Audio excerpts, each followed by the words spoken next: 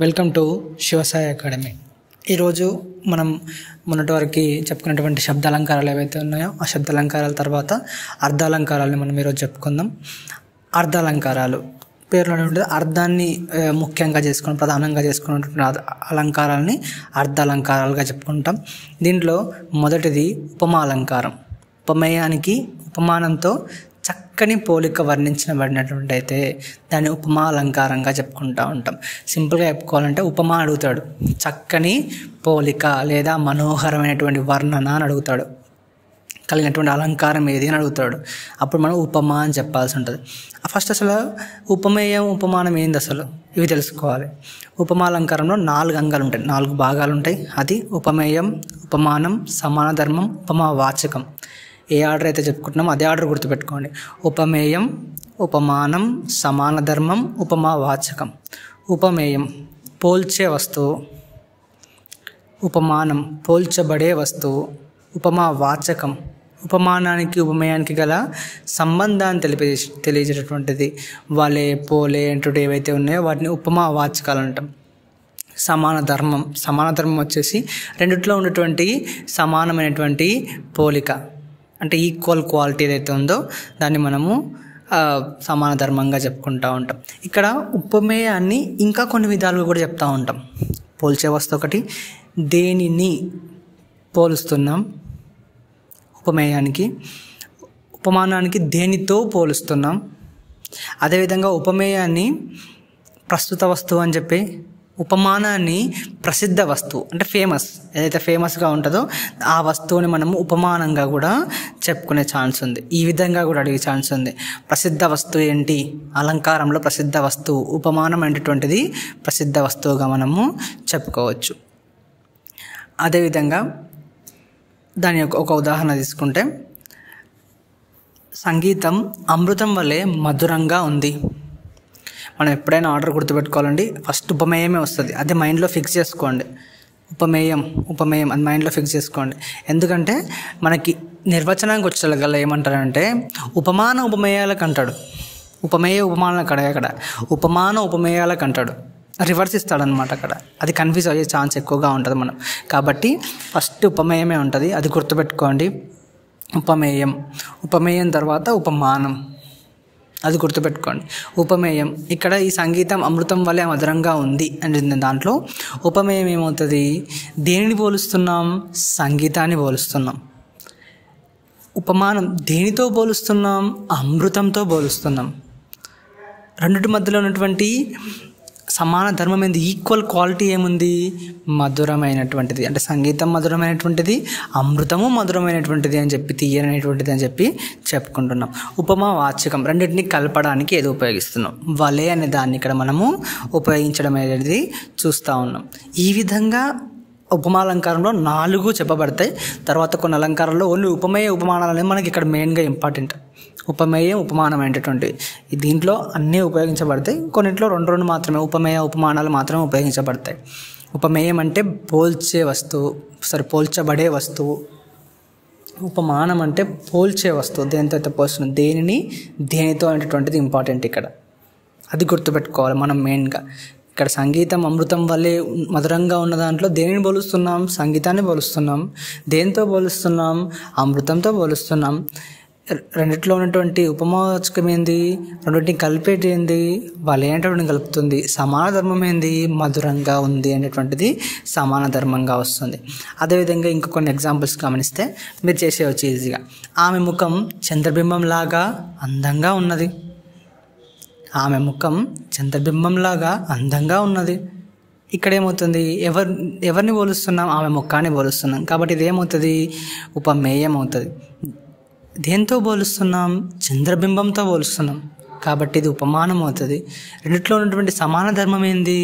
అందం. అంటే ఆమె ముఖం అందంగా ఉంది, చంద్రబింబం అందంగా ఉందని చెప్తున్నాం కాబట్టి అందం అనేటటువంటిది ఇక్కడ ఈ రెండింటిని కలపడానికి ఉపయోగించేటటువంటిది. ఇక్కడ చూడండి, పైన దాంట్లో సపరేట్గా వచ్చింది, బట్ ఇక్కడ మాత్రం చంద్రబింబం లాగా అని చెప్పి దాంట్లో కలిపి రావడం మనం చూస్తూ ఉన్నాం. ఈ లాగా అనేటటువంటిది ఉపమావాచకంగా మనము తీసుకుంటాం. ఓ కృష్ణ, నీ కీర్తి హంసలాగా ఆకాశగంగలో మునుగుతూ ఉంది. ఇక్కడ ఎవరిని పోలుస్తున్నాం? ఓ కృష్ణ, నీ కీర్తి.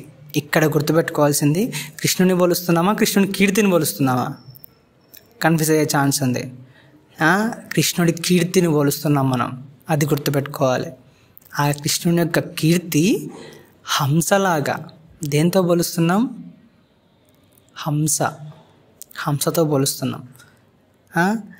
ఆకాశ గంగల్లో లో అనేటటువంటిది ఉపమావాచకం అవుతుంది. మునుగుతూ ఉంది అనేటటువంటిది. అక్కడ నీ కీర్తి అంత గొప్పది, అదేవిధంగా హంస కూడా అంత గొప్పది కాబట్టి రెండు కూడా ఆకాశగంగలో ముందున్నాయి అని చెప్తా ఉన్నాం. ఇక్కడ కన్ఫ్యూజ్ అవ్వకూడదు, అది గుర్తుపెట్టుకోవాలి. ఉపమాలంకారంలో 4 అంశాలు ఉంటే దాన్ని పూర్ణోపమాలంకారం అని చెప్పేసి చెప్తా ఉంటాం. ఏదైనా ఒకటి లోపిస్తే దాన్ని లుప్తోపమాలంకారం. ఇది అడిగాడండి ఒకసారి, లుప్తోపమాలంకారం అంటే ఏంటి అని అడిగాడు. ఆ మూడిట్లో ఉన్నటువంటి 4 అంశాలు చెప్పుకున్నాం కదా, ఉపమేయం, ఉపమానం, సమానధర్మం, ఉపమావాచకం. ఈ 4 ఏ ఒక్కటి లోపించినా లుప్తోపమాలంకారంగా మనము చెప్పుకుంటాం. అన్నీ ఉంటే పూర్ణోపమాలంకారం, అంటే అన్నీ పూర్తిగా ఉన్నాయి కాబట్టి పూర్ణం అని చెప్పి మనం చెప్పుకుంటా ఉన్నాం. తర్వాత రూపకలంకారం. ఉపమానానికి ఉపమేయానికి భేదం ఉన్నా లేనట్లు వర్ణించి చెప్తే రూపకలంకారం అంటారు. లేదా ఒక వస్తువులో మరొక వస్తువు ధర్మాన్ని ఆపాదిస్తే దాని మీద మోపాలి మనం, ఈ వస్తువు ఈ విధంగా ఉంది అని చెప్పాలి మనం. అట్లా చెప్తే అది రూపకలంకారంగా అవుతూ ఉంటుంది. సింపుల్గా చెప్పుకోవాలంటే ఆ భేదం తెలుపబడ్డం రూపకం. ఇట్లా కూడా అడుగుతాడు. పైన రూపకం అని ఇస్తాడు, కింద ఆ భేదం, చక్కని పోలిక, ఊహించి చెప్పడం, ఉన్నట్టు చెప్పడం, ఇట్లా ఇస్తాడు ఆప్షన్స్లో. ఆ భేదం తెలుపబడ్డం అనేది గుర్తుపెట్టుకోవాలి. ఆ భేదం తెలపడం ఏంది? భేదం అంటే డిఫరెన్స్, అంటే తేడా ఉండడం. అభేదం అంటే భేదం లేకపోవడాన్ని మనము ఇక్కడ అభేదంగా చెప్పుకుంటా ఉన్నాం, అది గుర్తుంచుకోవాలి. సంసార సాగరం తరించుట మిక్కిలి కష్టం. ఇక్కడ పదాల్లోనే వస్తుంది. మనకు సమాసాల్లో కూడా రూపక సమాసం అనేటువంటి మనకి ఇంపార్టెంట్ ఉంటుంది. ఈ సమాసంలో ఇక్కడ సంసార సాగరం, సంసారం అనేదాన్ని సముద్రంతో పోలుస్తున్నాడు. అంటే 2 విరుద్ధ ధర్మాలు ఉంటాయి వీటికి. సంసారం అనేది మనం మామూలుగా మన ఫ్యామిలీలో ఉండేటువంటిది, సాగరం అనేటటువంటిది సముద్రం. అది అంటే 2 విరుద్ధ ధర్మాలు కలిగినటువంటిది కూడా ఒకే ధర్మంగా చెప్పడాన్ని ఇక్కడ మనం రూపకలంకారంగా చెప్పుకుంటా ఉన్నాం. దుఃఖాగ్ని. దశరథుడు దుఃఖాగ్నితో మరణించెను. దుఃఖము అగ్ని, దుఃఖం వేరు అగ్ని వేరు, 2 విరుద్ధ ధర్మాలు కలిగినటువంటివి. కాకపోతే దుఃఖం అనేది ఎట్లా ఉందంటున్నాడు? అగ్నిలా ఉందంటున్నాడు, అంత ఎక్కువగా ఉందని చెప్పడానికి ఆ విధంగా చెప్తా ఉన్నాడు. లతాలలనలు రాజుపై కుసుమాక్షతలు చల్లారు.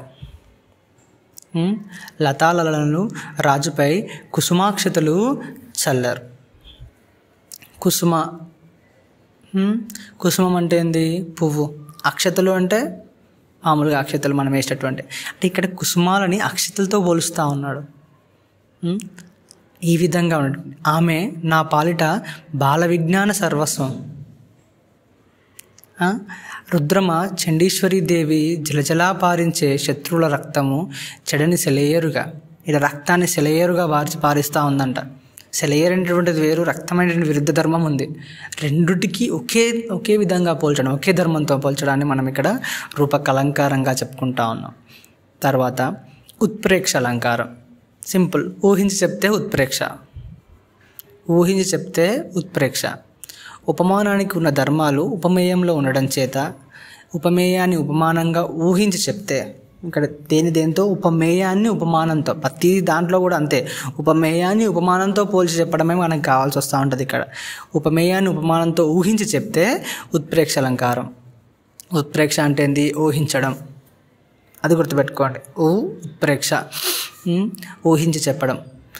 ఈ వెన్నెల పాలవెల్లియో అన్నట్లున్నది. అన్నట్లు, ఉన్నట్లు, నన్నట్లు అనేది ఎక్కడైతే వస్తాయో అవన్నీ కూడా ఉత్ప్రేక్ష అలంకారాలే. అన్నట్లు, నున్నట్లు అని రావాలి ఖచ్చితంగా. ఆ ఏనుగు నడిచిడి కొండయో అన్నట్లున్నది. ఇక్కడ ఆ ఏనుగును పోలుస్తూ ఉన్నారు. దేంతో పోలుస్తూ ఉన్నారు? కొండతో పోలుస్తూ ఉన్నాడు. డైరెక్ట్గా చెప్పేట్లే, ఇక్కడ ఊహిస్తున్నాడు, అబ్బా అట్లున్నాడు అని చెప్పి. ఉదాహరణ, మా స్నేహితుడు తాటి చెట్టంతా పొడవున్నట్లున్నాడు. ఉన్నాడని చెప్పట్లే, ఉన్నట్లు ఉన్నాడు అంటున్నావు నువ్వు ఇక్కడ, అది గుర్తుపెట్టుకోవాలి. అట్లా ఉన్నట్లు ఉన్నాడు అనేటటువంటి ఏవైతే ఉంటుందో అట్లా వస్తే అది మనకి ఉత్ప్రేక్ష అలంకారం, ఉన్నట్లు అనేటువంటి ఉపయోగిస్తే. తర్వాత అతిశయోక్తి అలంకారం. ఒక వస్తువు గురించి కానీ సందర్భాన్ని గురించి కానీ ఉన్నదానికంటే ఎక్కువ చేసి చెప్తే. అతి చేయడం అంటే ఏంది? ఎక్కువ చేయడం. అతి చెయ్యకురా అంటారు అంటే ఏంది? ఎక్కువ చెయ్యకురా నువ్వు అని అర్థం. అంటే ఏంది ఇక్కడ? అతి అంటే ఎక్కువ అని అర్థం. అతిశయోక్తి, ఎక్కువ చేసి చెప్పడం. ఉన్నదానికంటే గోరంతని కొండంతగా చేయడం అని కూడా చెప్తూ ఉంటాం దీన్ని మనం. ఉన్నదాన్ని ఎక్కువ చేసి చెప్పడం. మా నగరంలోని మేడలు చుక్కలను తాకుతున్నాయి. ఏనన్నా నిజంగా చుక్కలను తాకుతాయా? తాకవు కదా. అంటే అంత ఎక్కువ చేసి చెప్తా ఉన్నాడు ఇక్కడ. మా పొలంలో బంగారం పండాను. నిజంగా పొలంలో బంగారం పండుతుంది ఏమన్నా? పంటనే పండుతుంది, కాకపోతే పొలంలో బంగారం పండాను అంటున్నాడు. ఇంతకుముందు చెప్పిన ఎగ్జాంపుల్కే ఇక్కడ దాన్ని ఉత్ప్రేక్ష నుంచి అతిశయోక్తి మారిస్తే ఎట్లా వస్తుందో చూద్దాం. మా స్నేహితుడు తాటి చెట్టు అంత పొడవు ఉన్నాడు. నిజంగా పొడవు ఉంటాడు అంతగానో? ఎవడు ఉంటాడు అంతగానో పొడవు? మా స్నేహితుడు కొండలా ఉన్నాడు. లేదా మా తమ్ముడు బండలా ఉన్నాడు. డైరెక్ట్ స్టేట్మెంట్ పాస్ చేస్తున్నావు ఇక్కడ. నువ్వు ఉన్నట్లున్నాడు అన్నట్లున్నాడు అనట్లేవు, డైరెక్ట్ చెప్పేస్తున్నావు. మా స్నేహితుడు ఇట్లున్నాడు, మా తమ్ముడు ఇట్లున్నాడు, మా నగరంలో భవనాలు ఆకాశాన్ని తాకుతూ ఉన్నాయి. ఇటువంటివి వచ్చినప్పుడు మేడారం జాతరలో ఇసుకేసిన రాలంత జనం ఉన్నారు. నిజంగా ఇసుకేస్తే రాలుతుంది కదా. కాబట్టి అంత ఎక్కువగా ఉన్నారని చెప్పడానికి ఆ విధంగా చెప్తున్నాం. ఎక్కువ, అతి గుర్తుపెట్టుకోండి. అతిశయోక్తి అలంకారంగా మనము దాన్ని చెప్పుకోవచ్చు. తర్వాత స్వభావోక్తి అలంకారం. స్వభావోక్తి జాతి, గుణ, క్రియాదులలో ఉన్న స్వభావాన్ని ఉన్నట్లుగా వర్ణించి చెప్తే. స్వభావం అంటే ఏంది? నేచర్, మన నేచర్ కావాలి, మనం ఎట్లా ఉన్నాం ఏంది, ఉన్నట్లుగా చెప్తే. అనేది సింపుల్గా చెప్పడం కాదు, వర్ణించి చెప్పాలి దాన్ని. అలంకారాలు అంటే వర్ణించడం కదా. సింపుల్గా ఉన్నట్టు చెప్తే మా స్నేహితుడు బక్కగా ఉన్నాడు, ఇది కాదు అక్కడ కావాల్సింది. ఇక్కడ చూడండి, ఒక ఎగ్జాంపుల్ చూస్తే మీకు అర్థమవుతుంది. ఆ ఉద్యానవనంలోని లేళ్ళు చెవులు రిక్కిచ్చి చెంగున చెంచల నేత్రాలతో పరిగెత్తున్నాయి. పైన లేళ్ళ యొక్క స్థితి అంటే లేళ్ళు ఎట్లా అయితే ఉంటాయో అది ఉన్నట్లుగా వర్ణిస్తూ ఉన్నాడు. చెవులు రిక్కించడం అంటే ఇట్లా పైనకు వస్తాయి. అవి ఎప్పుడైనా శబ్దం చేసినప్పుడు చెవులు పైనకు వచ్చి ఆ యొక్క చెంగు అని చెప్పి దుంకుతూ ఉంటాయి. చెంచల నేత్రాలతో అంటే ఒక నిర్మలమైనటువంటి నేత్రాలతో అవి పరిగెత్తుతూ ఉంటాయి. ఇట్లా వస్తే మనకు అది స్వభావోక్తి అలంకారం. తుమ్మ చెట్టు పూలు పసుపు రంగులో చిన్నవిగా గుత్తులుగా ఉన్నాయి. అంతే కదా, తుమ్మ చెట్టు పూలు పసుపు రంగులోనే ఉంటాయి. గుత్తులుగా ఉంటాయి. ఒక్క దగ్గరనే ఎక్కువగా పూలు అవుతూ ఉంటాయి. ఇట్లా వాటి యొక్క స్వభావాన్ని ఉన్నట్లుగా చెప్తే దాన్ని మనము స్వభావోక్తి అలంకారంగా చెప్తూ ఉంటాం. ఆ తర్వాత అర్ధాంతర న్యాసాలంకారం. సామాన్యాన్ని విశేషం చేత కానీ విశేషాన్ని సామాన్యం చేత కానీ సమర్థించి చెప్తే అర్ధాంతర న్యాసాలంకారం. అంటే ఇక్కడ ఒక సామాన్య విషయాన్ని ఒక గొప్ప విషయంతో చెప్పాలి. విశేషణం అంటే ప్రత్యేకమైనటువంటి విషయంతో చెప్పాలి. అట్లా ఎట్లా చెప్తాను చూడండి, ఒక ఎగ్జాంపుల్. ఆంజనేయుడు సముద్రాన్ని దాటి లంకను చేరాడు, మహాత్ములకు సాధ్యం కానిది లేదు కదా.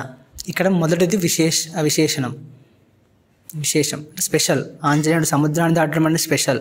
అంటే గొప్పవారికి సాధ్యం కానిది ఇక్కడ ఏం లేదు, అందరికీ సాధ్యమవుతుంది. గొప్పవారు కాబట్టి, ఆంజనేయులు లాంటి వీళ్ళు గొప్పవారు కాబట్టి అందరికీ సాధ్యమవుతుంది. ఇది సామాన్య వాక్యం. గొప్పవారితో కలిసి ఉండడం వలన అల్పులకు కూడా గౌరవం లభిస్తుంది. ఇది సామాన్య వాక్యం. పూలతో దారం కూడా తలకెక్కుతుంది కదా. అంటే సామాన్యం విశేష చేత కానీ విశేషణ సామాన్య చేత ఏ విధంగా అయినా సరే వర్ణించవచ్చు మనం. అట్లా వర్ణిస్తే దాన్ని అర్ధాంతర న్యాసాలంకారంగా మనము చెప్పుకుంటాం. అదేవిధంగా శ్లేషాలంకారం. శ్లేషము అంటే నానార్థం అని అర్థం.